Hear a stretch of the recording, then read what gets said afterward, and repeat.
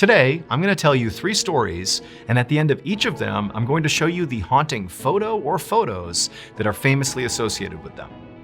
But before we get into those stories, if you're a fan of the strange, dark, and mysterious delivered in story format, then you've come to the right place because that's all we do, and we upload once a week. So if that's of interest to you, the next time you're at the Like Button's house, please secretly sneak into their fridge and replace all of their vanilla ice cream with mashed potatoes.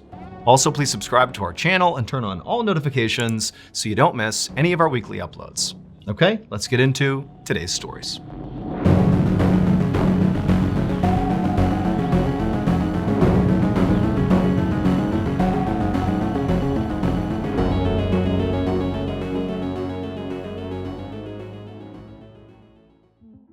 At 10 p.m. on January 31st, 2012, a 23-year-old man named Chen Rongyu walked into an internet cafe in New Taipei City, Taiwan.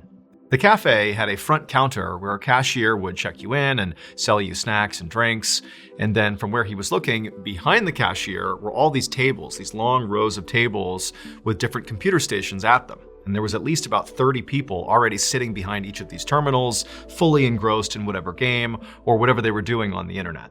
And not one of these people even looked up when Chen walked inside. I mean, nobody was interested in Chen. But for Chen, that was sort of part of the allure of this cafe. He got to, sit down and play his game and be totally left alone. And so Chen walked up to the counter and paid for some time. He also bought a soda, and then he walked around back, he found an empty computer, sat down, and immediately fired up his favorite game, League of Legends. League of Legends is a multiplayer online battle arena game that's extremely popular all over the world. And Chen took this game very seriously. He routinely would spend 8-hour-long marathon sessions at this internet cafe just playing League of Legends to try to level up and move up in the ranking system. And so today, that's what Chen was going to do. And so after the game was booted up, he immediately locked in and he was in his first battle. And then before long, hours had gone by and he hadn't even gotten up.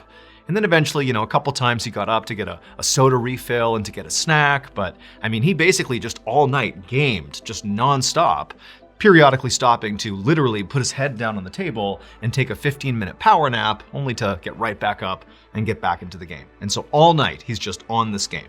By a little after noon on February 1st, Chen had been gaming nearly nonstop for 14 hours, which was long even by his standards. But he couldn't stop now. He was exhausted, but he was doing great. This is like one of the best sessions he had ever had, and right at that moment, he was in the middle of this really intense match where his team was about to get knocked out by this really good opponent, and if Chen could just lock in, they could pull out a win. And so Chen was super focused, leaned forward, hands flying across his keyboard and mouse, and he managed to dodge an attack, and then he geared up for the big strike, and right as he did, something went wrong.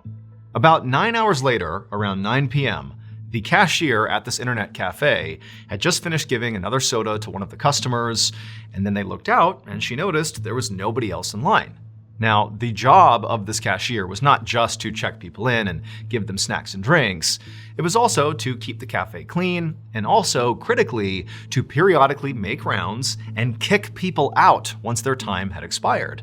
Because oftentimes, a lot of these gamers would get sucked into their games, lose track of time, and basically end up playing for longer than they had actually paid for. So the cashier grabbed her clipboard with all the information about each of the customers and how long they had paid for, and then she began making her rounds in the back. And part of it was she needed to speak basically to all the people that were there and kind of confirm that they were supposed to be here still. But as she walked into the back, per usual, nobody looked up at her. I mean, all these people at all their terminals were heads down, fully focused on their game. I mean, completely immersed. And so she began going, one person to the next, being like, hey, are you good? Did you pay for your time? Are you going to be here any bit longer? And a lot of these guys, they'd finally look up and be totally shocked she's even standing next to them because they weren't paying attention at all. But, one by one, she checked each of the monitors, and eventually she got to Chen. And when she got to Chen, Chen was focused on this game entirely to the point where when she said, hey, your time is up. You've been here for 24 hours. You paid for, 8 or 9 or whatever it was.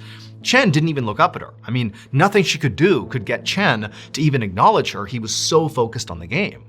And so eventually the cashier, out of frustration, was like, hey, and she kind of tapped his shoulder, and Chen leaned back. And when he did, and the cashier got a good look at him, she screamed. It would turn out, until this very moment, Chen had gotten his wish. He had come to this cafe 24 hours earlier and been totally left alone. He got to exclusively just play his game in his own world. In fact, the whole time he was here, no one had even looked at him, because if they had, they would have seen something was horribly wrong. It was the cashier who walked over to him and tapped on his shoulder who noticed what was wrong. Here's what the cashier saw.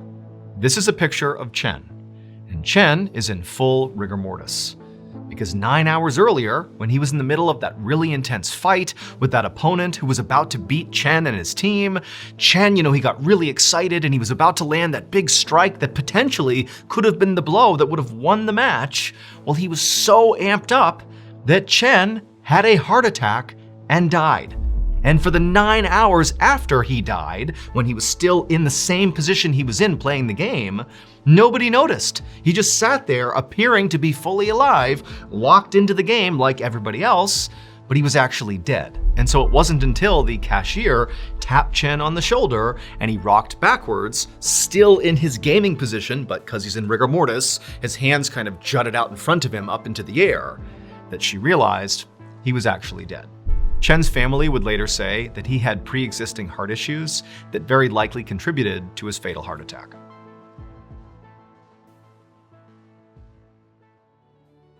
Thank you to BetterHelp for sponsoring today's video. As the weather warms up and the days get longer, it can be exciting, but also kind of overwhelming. In the winter, we all kind of get to hibernate and stay in our houses and kind of avoid the world. But now, with the days getting longer and sunnier and brighter and everybody's outside, there's like this societal push to get out there and be active and hit your fitness goals and be social and also clean your house. It's like, be the best version of yourself right now. And so, of course, every spring, right around this time, I start to feel really self-conscious because I see all my friends and family posting their amazing lives on social media, looking like they are absolutely becoming the best versions of themselves. And I feel like I'm not doing enough to compete with that. And so to me, it's really no wonder that statistically speaking, anxiety actually does spike in mid to late spring. Luckily, my sponsor, BetterHelp, is here to help.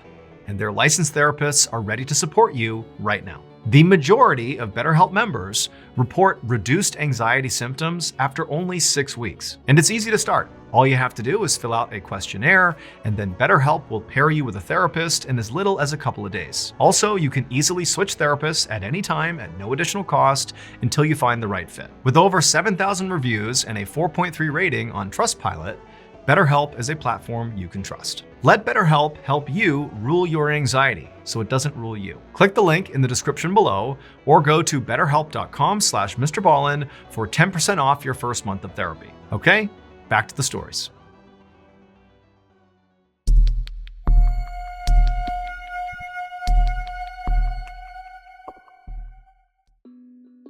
On the afternoon of October 11th, 2023, a 48-year-old man named Samuel Gomez stood in the lobby of the Moxie Hotel in Portland, Oregon, talking to the concierge. Samuel had flown in from Phoenix earlier that morning because he was speaking at a conference in Portland later that week. But for now, he was just gonna go out and enjoy the sights, and so he had asked the concierge to give him some local recommendations. The concierge named a few cool local places. Samuel thanked him, and then he headed out the front door onto the road. And as soon as Samuel was outside, he immediately heard this loud commotion happening right down the street. And he turned and looked in the direction, and he saw this kind of gaggle of people and cars sort of standing in what looked like a big circle around whatever was happening over there. Samuel couldn't tell what it was, but people were honking and people had their phones out filming sort of whatever was in the middle of the circle. And from the looks of it, it appeared there was at least one police officer in his car sort of beginning to marshal the scene and block traffic. But, there was just this chaotic scene happening, and Samuel really had no idea what it was. But naturally, being a human, he was interested. He wanted to see what was going on. And so Samuel began walking down the road, and as he did, he pulled out his phone, opened up his camera, and began filming and taking pictures. And as he got closer to whatever was going on here, the cacophony of horns and people yelling and all the chaos just got louder and louder, and it still wasn't clear at all to Samuel what the heck this even was. And so he just continued to take photos and just kind of be an onlooker. And at some point, when Samuel got right up close and actually was standing right near that police officer blocking traffic, he happened to turn his phone and aim his camera at the police officer. And when he did, he took a photo. Here is the photo he took. As you can see, the police officer is aiming his gun directly at Samuel. And that's because this is not a police officer. Samuel just thought he was a police officer. When he looked down the road at this crazy scene, he saw this guy in a car who sort of appeared to be, maybe an undercover cop, sort of, in the right place at the right time, taking charge and handling whatever this was. When in reality, this man who's in this photo is a guy named Jeffrey Hammond who had just been involved in a road rage incident, and he shot and killed a 47-year-old man named Ryan Martin. That was the scene that Samuel had walked out to. Jeffrey Hammond shooting and killing Ryan Martin. That's what everybody was reacting to.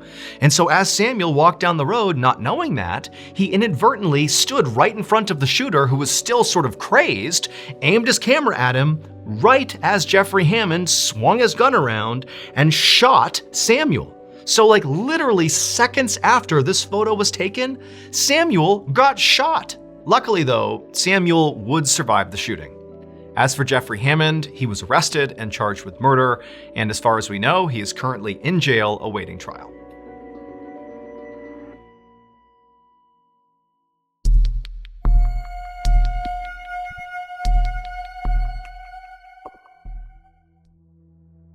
On April 5th, 2018, a young man named Luis Hernandez sat inside of a small stone shack with a metal roof on a rural property in northern Venezuela.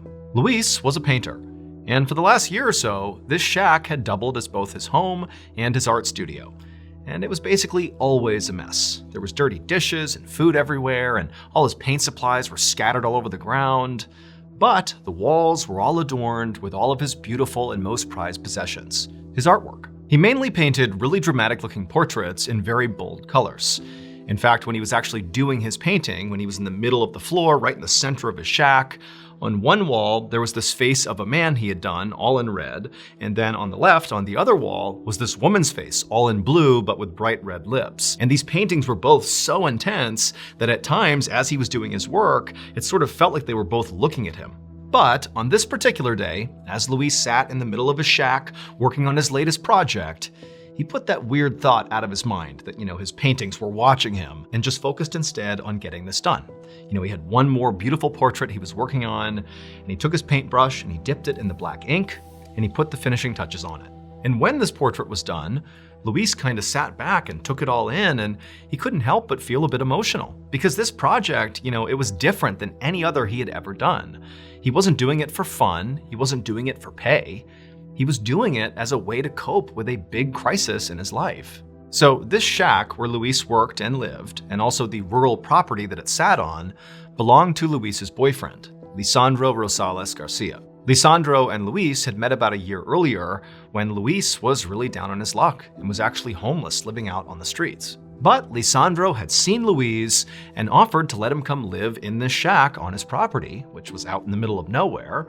And Luis, who's got no other options, is like, awesome, yes, I'd love to do that. And so he moves out into the shack, and pretty quickly after moving in, Luis and Lisandro, they formed a more romantic relationship, and Luis was so happy. He felt like Lisandro was the one person who really understood him and truly supported his art. But then, about 2 months ago, Lisandro had just gone missing. The police were looking into it, but so far, Luis had not gotten any updates. And so Luis was handling this huge gap in his life now, the only way he knew how to, which was with his art. And so this latest project he had just finished was sort of like a tribute to his missing boyfriend. But as Luis put his brush down and stood up to admire his work, he suddenly heard voices from outside. Now, this was highly unusual because this property really was very remote. The only time Luis or Lisandro would see people here was if they invited them. And Luis had not invited anyone. But before Luis could even react to, these strangers on his property, those people outside began pounding on Luis's front door. And so Luis, he opened up the door, and standing there were all these police officers. And Luis's first reaction was, oh, they must be here to give me some updates about Lisandro's disappearance. But these police officers, they didn't give an update. Instead, they just pushed past Luis into the art studio and began scooping up all his paints and paintbrushes. And then at some point, one of the officers actually looked down and saw the final project that Luis had been working on, his tribute to his missing boyfriend. And when the officer saw that painting, he turned around, ran outside, and vomited. Here is a picture of that tribute. Now, at first glance, this piece of art is totally unremarkable. It appears to be some sort of stained glass with green leaves and some blue and red flowers. But when you consider the types of supplies that Luis used to make this particular piece of art, you'll realize how horrifying this image actually is, and it's what caused that officer to vomit. It would turn out Luis was not just a painter. He was also a serial killer. And what he would do is, after he killed his victims, he would use their blood, their ashes, and their other body parts to paint all of his paintings. Now, at first, Luis and Lisandro were actually a happy couple. However, at some point in February of 2018, they got into some kind of fight, and Luis killed Lisandro and quickly began using his body parts to create this tribute to his boyfriend. If you look again at the tribute painting, all the red that is used is Lisandro's blood, and all the black that's used is Lisandro's ashes. All told, police would find the remains of at least 6 people on that property. They also found evidence that Luis was not just using their body parts to make art, he was also cannibalizing his victims. Luis was arrested and made a full confession. As far as we know, he is currently incarcerated in Venezuela. In case you haven't heard yet, our newest graphic novel, Mr. Ballin Presents Where Nightmares Live, is available for pre-order right now. It contains another 9 heart-stopping, strange, dark, and mysterious stories, all based on real events. This was a passion project. It took a lot of time, a lot of people involved, from the artwork to the storytelling. This is a beautiful piece to add to your collection, so you gotta check it out. The book comes out on September 30th, but again, you can pre-order your copy at book.ballinstudios.com, or you can click the link in the description below. There are a limited number of hand-signed copies available, but those are gonna sell out very quickly. So please pre-order today, because remember, your nightmares are waiting. Thank you so much for watching. Let me know what you thought of today's episode in the comments. And remember, we have hundreds of videos for you to binge right now.